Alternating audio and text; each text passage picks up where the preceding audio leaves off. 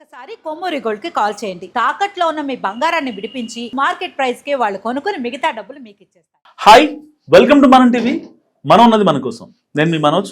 So AP liquor scam కీలక పరిణామం చోటు చేసుకుంది. సో ఇప్పటికే అరెస్టులు జరిగాయి, వాళ్ళకి బెయిల్ రావడం జరిగింది. సో మళ్ళీ విజయసాయి రెడ్డిని, అప్రూవర్గా మారినటువంటి విజయసాయి రెడ్డిని మళ్ళీ విచారణకు పిలుస్తున్నారు. అండ్ దాని తర్వాత ఎంపీ మిథున్ రెడ్డి కూడా విచారణకు హాజరు కాకపోతున్నారు. సో అంతిమ లబ్ధిదారుడిని తేల్చబోతున్నట్టుగా కొన్ని మన సంకేతాలు కనిపిస్తున్నాయి. మాట్లాడదాం ఇదే అంశంపై. మనతో పాటు స్టూడియోలో ఉన్నారు బీజేపీ సీనియర్ నాయకులు రవిచంద్ర రెడ్డి గారు. నమస్కారం సార్. ఏంటి సార్, ఫైనల్గా బిగ్ బాస్ ని అరెస్ట్ చేసే అవకాశం ఉందంటారా? ఎన్ని విచారణలు జరిగాయి? మీరు ఇచ్చిన ఇంట్రడక్షన్ లో విజయసాయి రెడ్డి గారు ఇప్పటి వరకు అప్రూవర్ గా మారలేదు, కానీ సిట్కి విచారణకి సహకరిస్తా అన్నారు. కానీ మొత్తం తెలిసినట్టు ఒక సాక్షిగా ఒక మారితే ప్రత్యక్ష సాక్షిగా దాన్ని అప్రూవర్ అంటారు. బట్ విచారణకి సహకరించడం వేరుగా ఉంటుంది. సో అప్రూవర్ అనేది కరెక్ట్ కాదేమన్న అభిప్రాయం. కానీ ఎందుకంటే ఆయన రిజైన్ చేసేటప్పుడు ఇప్పటిదాకా ఆయన చాలా విచారణలకి ఎన్ని చేసినా సరే ఆయన దగ్గర ఉన్న డేటాను మొత్తం తీసుకెళ్లి ఇక కడుపు దించుకుంటే కాలం వాడు అన్నట్టుగా ఆయన ఇచ్చేసారు. అంటే ఎలాంటి పక్షపాతం ఆయన చూపించలేదు, జరిగింది లేదని చెప్పుకున్నారు. ఒక రకంగా ఆయనకు అప్రూవర్ గా మారాలన్న ఉద్దేశం ఉంది కాబట్టి ఇచ్చుంటారు. ఆ మాటకి మామూలుగా దీనికి ఎందుకు చెప్తున్నానంటే, ఆయన రిజైన్ చేసినప్పుడు ఒకటి నేను అప్రూవర్ గా మారను, రెండు నేను జగన్మోహన్ రెడ్డి గారి కుటుంబానికి 30 సంవత్సరాలుగా అనుబంధం కలిగి ఉంది, ఆయనకు కానీ ఆయన కుటుంబానికి కానీ నేను చెడు చేయను, ఈ 2 పాయింట్స్ చెప్పాడు. కాబట్టి వాటిని పరిగణలోకి తీసుకొని నేను చెప్తున్నా. దాంతో పాటు విచారణకు సహకరిస్తా, ఎన్నిసార్లు పిలిచినా వస్తా, నాకు తెలిసిన సమాచారం అంతా ఇస్తా అని కూడా చెప్పడం జరిగింది. సో స్కామ్ జరిగిందని చెప్పడం జరిగింది. సో ఖచ్చితంగా అక్కడి నుంచి మనం తీసుకుంటే ఈ ట్వీట్ ఏదైతే ఉందో, ఇప్పుడు మీడియా మాధ్యమంగా అన్ని ఛానల్స్ లో కూడా దీని గురించి చర్చలు జరుగుతున్నాయి, వీడియోలు నడుస్తున్నాయి, ట్వీట్ సర్క్యులేట్ అవుతుంది, లక్షల పైగా ట్వీట్ లో కూడా వ్యూవర్షిప్ ఉన్నట్టుంది. సో నేను గమనించా, ముఖ్యంగా దీన్ని ఈ ట్వీట్ ని వెనుజులకు సంబంధించిన అంశాన్ని జాతీయ స్థాయిలో కాకుండా రాష్ట్ర స్థాయిలోకి మాత్రమే పోవాలని తెలుగులో పెట్టినట్టు. ఆయన హిందీలో కానీ తెలుగులో కానీ ఇంగ్లీష్ లో కానీ ట్వీట్లు పెట్టడం అలవాటు, ఎవరెవరికి ట్యాగ్ చేయాలనేది అలవాటు. దీన్ని నాకు తెలిసి బహుశా ఎవరికి ట్యాగ్ చేయలేదు అనుకుంటా. అవును, ట్యాగ్ చేయకుండా ట్వీట్ పెట్టినట్టున్నారు.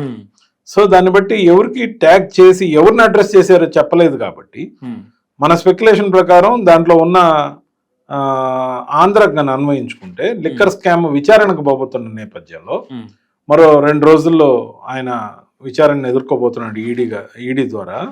సో ఆ నెక్స్ట్ డే మిథున్ రెడ్డి గారు ఈడీ విచారణకు హాజరవ్వాల్సిన అవసరం ఉంది ఇదే లిక్కర్ స్కామ్ లో. ఖచ్చితంగా కూడా ఈ కోణంలో చూసినట్టయితే ఏదో కొన్ని సంచలనాలు నమోదయ్యే అవకాశం ఏమైనా ఉందా అనే అనుమానాలు కలుగుతున్నాయి. ఎవరికి తోచినట్టు వాళ్ళు భాషను చెప్పినప్పటికీ ఒకవేళ అరెస్టుల దాకా హై అండ్ లేదా బిగ్ బాస్ అని, తాడేపల్లి ప్యాలెస్ అని, గేట్ అని, అదని ఇదని, అసలు అంతిమ లబ్ధిదారని ఎన్నైతే మాటలు అంటున్నారో అవన్నీ కూడా జగన్మోహన్ రెడ్డి గారిని ఉద్దేశించి అనేక రకాల మీడియా సంస్థల్లో ప్రచారం జరిగిన ఒకవేళ అలాంటి పరిస్థితి వస్తుందేమో అని అలర్ట్ చేస్తున్నారా? ఒకవేళ అలాంటి పరిస్థితి వస్తే కారణం నేను కాదు సుమా అని చెప్పాలనుకున్నారా?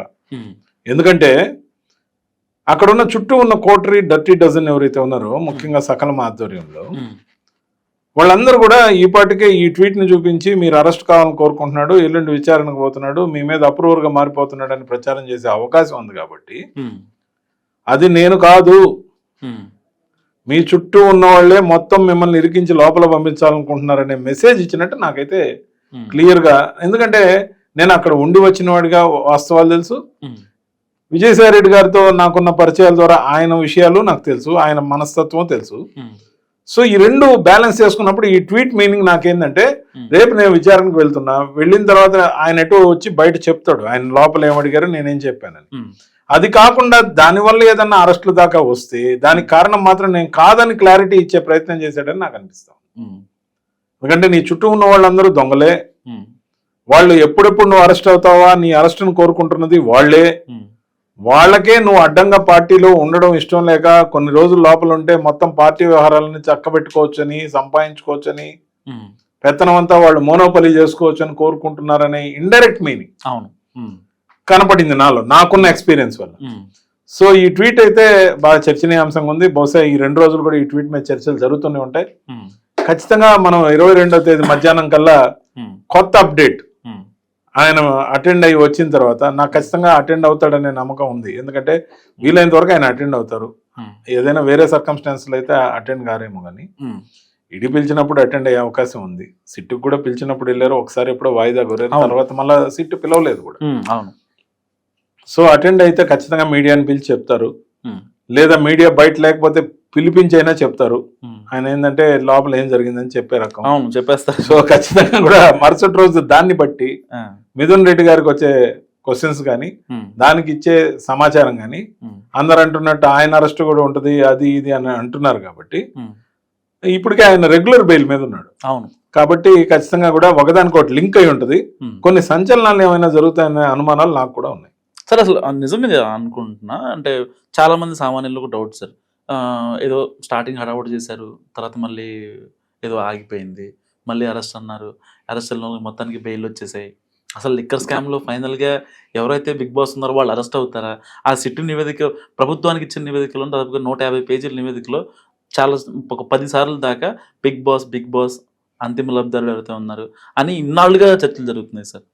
అంటే వైసీపీలో మీరు ఇన్నాళ్ళుగా ఉన్నారు, రాజకీయాలు చూస్తున్నారు, ఈ లాబింగ్లు తెలుసు, అసలు నిజంగా శిక్ష పడే అవకాశం చాలా దూరంగా పెట్టినప్పటికీ ఛార్జ్ షీట్లు అయితే పేరు అయితే మెన్షన్ చేశారు. జగన్మోహన్ రెడ్డి గారి పేరు కూడా తీసుకొచ్చారు. అవును, కానీ వీటన్నిటికన్నా విచిత్రం ఏంటంటే లిక్కర్ స్కామ్ విచారణ అనుకున్నంత వేగవంతంగా ఏం జరగడం లేదే. అదేం పెద్ద పురోగతిలో లేదు. ఆడేమన్నా ఉంటే కదా మమ్మల్ని పట్టుకోవడానికి, ఏదన్నా ఉంటే వచ్చి అరెస్ట్ చేయండి, జగన్మోహన్ రెడ్డి గారిని అరెస్ట్ చేయండి. ఈ డైలాగ్స్ అన్ని నాయి కాదు, ఇప్పుడు నేను చెప్తున్న ఈ లైన్స్. అవును, సజ్జల రామకృష్ణారెడ్డి గారు మీడియా ముందు గవర్నమెంట్ ని గిచ్చి మరీ అడిగాడు, ఏం చేస్తున్నారు మీరు ఇంకా జగన్మోహన్ రెడ్డి గారిని అరెస్ట్ చేయకుండా? ఉంటే అరెస్ట్ చేయండి, 1-2 సంవత్సరాల లోపల ఉంటారు, వచ్చి పాదయాత్ర చేస్తాడు, మళ్ళీ మేమే గెలుస్తాం అంటే ఆయన అడ్డంగా కనపడుతున్నాడా అనే విధానంలో ఆ రోజు ఇంటర్నల్ గా పార్టీలో జరిగిన చర్చల్లో కూడా ఈ విషయం జరిగిందని కొంతమంది మిత్రులు చెప్పారు. అన్న ఈయనే పంపించేటట్టున్నాడు దగ్గరుండి, ఏం అర్థం కాలేదు, ఆయన స్టేట్మెంట్కి అసలు అర్థం ఏందో తెలీదు, ఇప్పటికే రకరకాలుగా అబాస్పాలు చేస్తున్నాడు. ఈ మధ్య కూడా మొన్న అమరావతి గురించి పనికిమాలిన స్క్రిప్ట్ ఇచ్చాడు, తర్వాత వచ్చి ఆయనేమో కరెక్ట్ గా మాట్లాడినట్టు కటింగ్ ఇస్తున్నాడు, నాయకుడి చేత ఏమో తప్పుగా మాట్లాడిచ్చే పనికిమాలిన స్క్రిప్ట్లు ఇస్తున్నారన్న, ఆయనేమో హుందాగా మాట్లాడుతూ ఆ స్క్రిప్ట్ చూడకుండానే ముందే పట్టుకొచ్చి బాగా నెరేషన్ ఇస్తున్నాడన్న. అసలు నాయకుడు ఎవరో మాకే తెలియడం లేదని వైఎస్ఆర్సీపీ శ్రేణులు కొంతమంది నా ముందు పాత మిత్రులు ఉంటారు కదా, వాళ్ళు ఆవేదన వ్యక్తం చేస్తున్నారు. ఎందుకు వచ్చిన బాధ, వచ్చేసేయండి అని బయట రండి, ఎందుకు భవిష్యత్తును పాడు చేసుకుంటారని కూడా నేను చెప్పడం జరిగింది. సో ఖచ్చితంగా కూడా బీజేపీ వైపు చూడమని కూడా నేను చెప్పాను. ఎందుకంటే అంత బాధ, అంత ఆవేదన, అసలు లోపల పార్టీలో ఏది సక్రమంగా జరగకుండా మోనోపలి కోసం సకలం ప్రయత్నం చేస్తుంటే మీరు ఏం చేస్తారా? మీరు రండి, మీరు ఎందుకు అనవసరంగా చెప్పాల్సిందే. అసలు చూడాలా వద్దా, కలవాలా వద్దా, ఫోటో ఇయ్యాలా వద్దా, స్క్రిప్ట్ ఏం చదవాలా, అంతా మొత్తం సకలమైనప్పుడు ఆడ పార్టీ ఎవరిది? అది వైఎస్ఆర్సీపీనా వైఎస్ఆర్ కేపీనా అని నేను ప్రశ్నించడం జరిగింది అనేక వేదికల మీద. మేము ఆ రోజు నేను పార్టీలో ఉన్నప్పుడు అది వైఎస్ఆర్సీపీ, నేను పార్టీ నుంచి బయట వచ్చేటప్పుడు చెప్పా ఇది వైఎస్ఆర్ కేపీ అని, ఇది సజ్జల పార్టీ అని. వైఎస్ఆర్ కేపీ అంటే ఏంది? వైఎస్ఆర్కే పార్టీ, రామకృష్ణారెడ్డి పార్టీ. సో ఎందుకు వచ్చిన బానిసత్వం? నాయకుడి మీద అభిమానంతో ఈయనకెందుకు ఊడిగం చేస్తారు? మీరు ఆలోచించుకొని జాగ్రత్తగా ఇంట్లో వాళ్ళకి సమస్యలు తెచ్చుకోకుండా వీధిలో పోతే పరువు ప్రతిష్టలు పెరిగేలాగా రండి, మిమ్మల్ని గౌరవంగా చూసుకుంటుంది బీజేపీ అని నేను చెప్పి. Thank you sir. సో ఇది రవిచంద్రారెడ్డి గారి అనాలిసిస్. మీరేమనుకుంటున్నారో మస్ట్ కామెంట్ చేయండి. చూస్తూనే ఉండండి మనం టీవీ.